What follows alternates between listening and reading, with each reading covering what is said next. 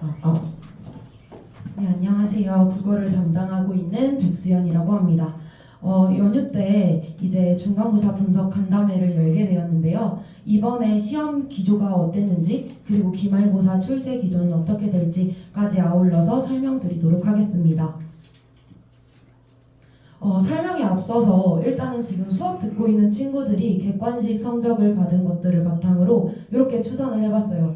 딱 40%가 객관식 만점, 그리고 나머지 친구들이 객관식 한문항 오답이 나왔더라고요. 아이들이 근데 한문항 오답을 받은 것도 충분히 풀 수 있었을 것이라고 판단은 되는데, 각자 조금씩 약했었던 부분들, 문법이라거나 문학 부분에서 헷갈리는 부분에서 너무 깊게 생각하다가 문제를 틀렸던 것 같다라는 생각이 좀 들었고요. 이를 바탕으로 간단하게 특이사항을 좀 짚어보려고 합니다. 시험 범위는 위와 같았고요. 다른 학교에 비해서 시험 범위가 딱히 많다는 생각은 들지 않았습니다. 뿐만 아니라 외부 지문을 지속적으로 구성했었던 이전 센텀고 문제와는 달리 외부 지문을 학습지로 이미 다 공개를 했고, 그리고 그 내용 안에서 시험 문제를 냈기 때문에 전반적으로 시험 난이도가 어렵다고는 절대 할 수가 없는 시험이었어요. 오히려 센텀고는 중간고사의 난이도를 많이 높이고 기말고사에서는 좀 평이한 난이도를 가지고 가는 경우가 일반적이기 때문에 오히려 이런 경우는 좀 처음이었다라고 말씀을 드릴 수 있을 것 같고요. 특히나 1학기 문법 내용 전체를 중간고사에 때려 넣었는데 그럼에도 불구하고 난이도 조절을 못했던 게 살짝은 아쉬운 부분이며, 문법 내용이 전체가 중간고사로 들어갔기 때문에 아마 기말고사의 관건은 문학과 비문학이 될 것이라고 판단이 됩니다. 중학교 과정에서 비문학 같은 경우를 비문학 파트를 조금은 공부를 했었던 친구는 비교적 안정적으로 성적을 받아갈 수 있겠지만, 만약에 비문학 대비가 제대로 되어 있지 않은 친구들은 외부 지문이 비문학으로 출제될 경우에 상당히 힘이 들 수 있을 것이다 라는 생각이 들고요. 뿐만 아니라 남학생들이다 보니까 문학의 형식상 특징이라거나 의미를 조금 까다롭게 물어봤을 때 문학의 오답률이 상당히 높아지기 때문에 기말고사는 이 부분에 유념해서 대비를 해야 할 것 같습니다. 변별을 위해 기말고사 난이도 반드시 올라갈 거예요. 지금 시험 자체가 아예 변별이 안 된다 수준은 아니었으나 그럼에도 불구하고 1등급 문을 1등급 문을 닫은 친구와 2등급 문 연 친구들의 성적 차이가 거의 나지 않을 것이기 때문에 그 부분을 아마 기말고사에서 변별하려고 할 것이다 라는 생각이 들고 있습니다.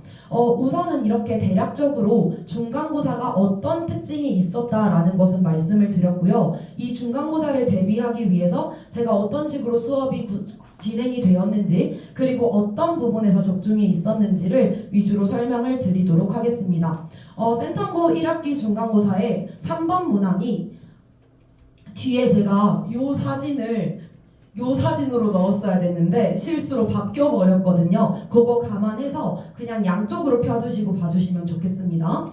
해당 3번 문항이 문법 객관식 배점 중 가장 높은 배점의 문제였습니다.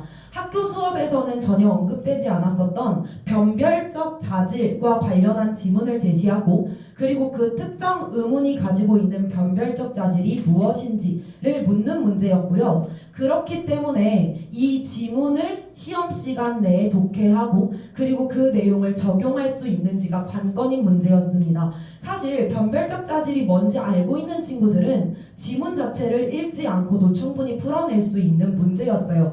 그럼에도 불구하고 이런 문제를 최고 배점으로 낸 이유는 아이들이 이 지문을 읽으면서 분명히 멘탈이 흔들릴 것이다, 시간이 많이 소모될 것이다 라는 추정이 있었을 것이다 라고 판단이 되고요. 이 문제들을 대비하기 위해서 센텀고 1 수업 시간에 제시했었던 여러 숙제 자료에 비슷한 문항을 넣었었는데 그 문항을 제가 이렇게 추려왔습니다. 명확하게 변별적 자질이 뭔지를 설명하고 있는 문항이고요. 아이들이 학교에서 배우지 않은 플러스 마이너스로 변별적 자질을 판단하는 문제를 숙제 자료로 넣고 수업 시간에 설명을 함으로써 아이들이 미리 이 개념에 대해서는 익숙하게 한 상태로 시험장에 들어갈 수 있었습니다. 아마 센텀고 기말고사 때는 문항에 대한 이런 외부 지문 대비가 좀 필요할 것이다 라고 판단이 들고요. 시험 범위에 해당하는 내용과 연관이 있는 외부 지문들 제가 열심히 연구해서 아이들에게 전달할 예정입니다. 다음 문항입니다. 6번 문항인데요. 자음의 좋은 위치는 이라고 하면서 교체 중에서도 비음화, 유음화, 국외음화와 관련하여 위치 동화인지 방법 동화인지를 묻는 문제였어요. 제가 수업 중에 교체 안에 동화가 있고 동화 안에 좋은 위치 동화다, 좋은 방법 동화다 라는 것들을 정말 크게 강조했었는데 특히나 비음화 부분에서 이렇게 좋은 방법 동화가 맞지 좋은 위치는 절대 변하지 않는다. 유음화도 마찬가지다. 그런데 국외음화는 좋은 위치 동화니까 기억해야 된다 라고 얘기하는 내용이 수업 장면으로 남아있어서 이걸 같이 캡처해 왔고요. 아이들이 사실상 이 내용을 시험장에 모르고 가더라도 그때 가서 분석은 가능합니다. 다만 아이들이 멘탈이 많이 흔들릴 수 있고요. 시간이 많이 들 텐데 좋은 위치만 바뀐다, 좋은 방법만 바뀐다, 위치와 방법이 모두 바뀐다 라는 내용을 비음화, 유음화가 기억에 들어갈 수 있고 국외음화가 니은에 들어갈 것이다 라는 걸 수업을 열심히 들었었던 친구들은 바로 캐치해서 문제를 풀 수 있었을 겁니다. 그래서 사실상 난이도가 높다라고 판단되는 문제였으나 아이들 전부 다 맞춰서 왔더라고요.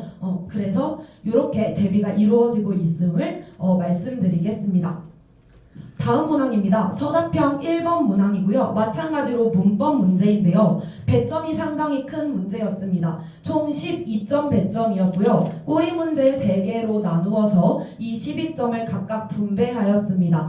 제가 의문의 변동 첫 수업 시간 때부터 교체, 출격, 탈락, 첨가를 칠판에 적어두고 얘네들 너희들이 반드시 기억해야 되는 게 교체는 의문의 개수가 변하지 않지만 출격과 탈락은 의문의 개수가 하나씩 사라진다. 그리고 첨가는 의문의 개수가 늘어난다 라는 걸 -1, -1, +1과 같이 항상 체크를 해서 아이들한테 설명했을 뿐만 아니라 탈락의 경우는 정말 한 의문이 탈락하는 거지만 출격이 이렇게 줄어드는 데는 두 의문이 만나서 새로운 의문이 만들어지기 때문에 줄어드는 것이다 라는 설명을 했는데 그 내용이 정확하게 2-2번 문제로 출제가 되었습니다. 그래서 아이들이 공통점과 차이점을 써내는데 큰 어려움 없이 감점 없이 점수를 받을 거라고 판단이 되며 2-3번에 나와 있는 의문변동 현상 역시 꽃잎, 짓밟다, 덧없는 이라는 3가지 사례 중에서 꽃잎과 짓밟다에 해당하는 내용은 수업 시간에 이미 여러 차례 다뤘었던 의문변동 내용이기 때문에 큰 부담 없이 재원생들은 문제를 적었을 것이다 라는 판단이 되고 있습니다. 그 내용 이렇게 간략하게 요약해봤고요. 다음 문항으로 넘어가 보도록 하겠습니다. 이제 본격적으로 문학인데요. 해당 지문은 교과서 9켤레 구두로 남은 사내와 관련하여 외부 지문으로 학교 학습지로 이미 제공된 날개 또는 수갑이라는 작품입니다. 이 작품이 외부 지문으로서 시험 범위에 들어갔는데 작품과 관련된 형식상 특징과 작품이 전달하는 주제와 가장 밀접한 연관이 있는 장면의 의미를 파악하는 게 관건이었고 해당 학평에서도 그걸 물어보는 문제가 주를 이루었습니다. 수업 자료로 전체 줄거리 및 작품의 특징을 정리하여 제공하였고요. 민도식이라는 인물의 시선으로 바라보았다는 내용과 발췌된 지문 마지막 장면의 의미, 왜 민도식은 전체 사람들이랑 떨어져 있으며 외로움을 느꼈을까와 관련된 내용을 강조하여 수업을 하였습니다. 제가 아이들에게 제공했었던 자료 중에 일부를 캡처해 왔는데요. 여기 특징을 보시면 민도식이라는 특정 인물의 심리에 초점을 맞춰 내용이 전개되었다 라는 내용이 나와 있을 거고요. 그리고 마지막 부분, 이게 전체 줄거리 요약이었는데 밑에서 3번째 줄부터 읽어보시면 회사 창업일 기념일에 회사 창업 기념일에 민도식은 늑장을 비우다가 행사 장소에 도착하고 질서정연하게 도열해 있는 모습에서 다른 직원들이 그렇게 있는 모습에서 민도식이 외로움을 느끼며 행사에 참여하지 못하고 우두커니 서 있는다 라는 내용을 설명하였는데 그 내용이 이런 식으로 문제로 출제된 것을 확인할 수가 있겠습니다. 우선은 여기 13번 문항의 경우는 서술자가 특정 인물의 시선을 통해서 인물의 특징을 관찰하고 있다 라는 내용이 정답 선지로 출제가 되었고요. 이때 특정 인물의 시선이 민도식의 시선이다 라고 이해하시면 되겠습니다. 서문술령 3번 문제로 내려가면 민도식이 내린 결정과 다수의 직원들이 내린 결정을 제시하고 그에 대한 민도식의 심리를 서술하시오 라는 부분이었는데요. 이 부분이 요 밑에 있는 세 줄의 내용에 따라서 정리가 된다면 서술령 감점 없이 정답을 제대로 받을 수 있을 것이다 라고 판단이 됩니다. 다음 문항입니다. 나가 권 씨에게 돈을 빌려주지 않기로 마음먹은 이유, 이러한 행동에 드러나는 나의 성격을 제시하고 권 씨의 반응을 통해 알 수 있는 권 씨의 생각을 서술해라 라는 내용의 교과서에 수록되어 있는 작품 그 9켤레 구두로 남은 사내와 관련한 서문술령 문제를 발췌해서 가지고 왔는데요.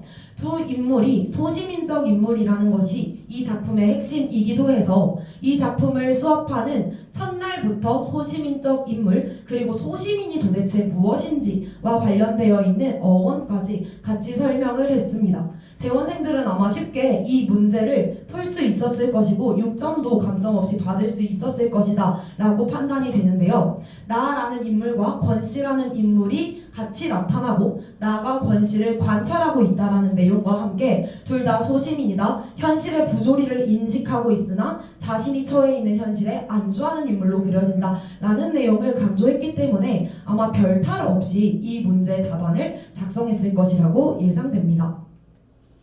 자, 다음 문제입니다. 이거는 제가 직전 보강 때 아이들에게 제공했던 내용 중 빈칸을 뚫어서 제공한 내용을 캡처해서 왔는데요. 수업 직보는 새로운 문제를 풀면서 아이들의 부담을 가중시키는 식으로 이루어지지 않고요. 이때까지 배웠었던 내용들 중에서 핵심적인 키워드 그리고 핵심적인 내용에 빈칸을 뚫어서 스스로 문제들을 채워보면서 다시 한번 내용을 짚어보는 식으로 출제를 하고 있습니다. 그렇게 진행을 하고 있습니다. 서답형 5번 역시 서술형 출제가 유력하다고 판단되었기에 시험 전날 빈칸을 뚫어서 재원생들이 핵심적인 키워드를 제대로 암기하고 있는지를 파악했고요. 그리고 해당 부분이 다행히도 이렇게 시험 문제로 출제가 되어서 이 내용과 이 앞에서 제공한 내용을 맞춰봤을 때 정말 동일한 것을 물어보고 있거든요. 그래서 아이들이 아마 무리 없이 3점 서술형 비록 작은 점수이기는 하지만 그래도 점수를 제대로 받았을 수 있을 것이라고 생각하고 있습니다.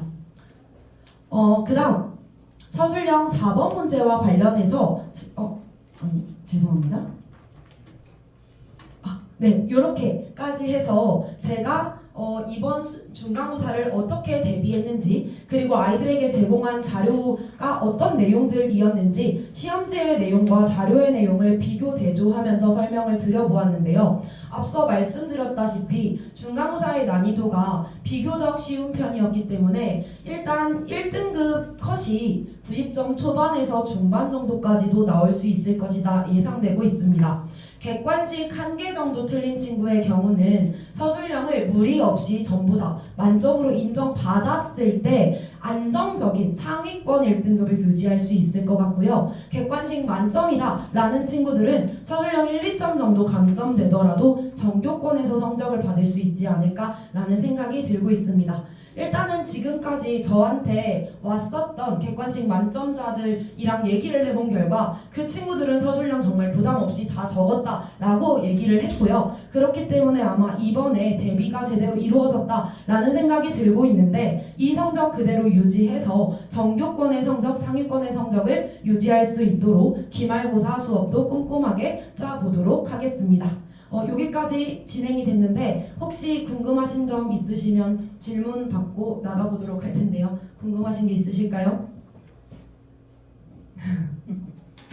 여기서 마무리해도 될까요? 네, 감사합니다.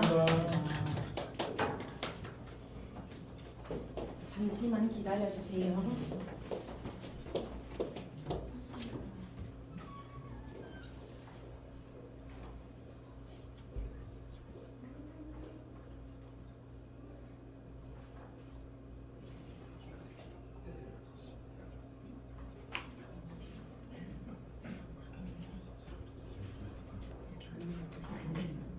모르겠어요.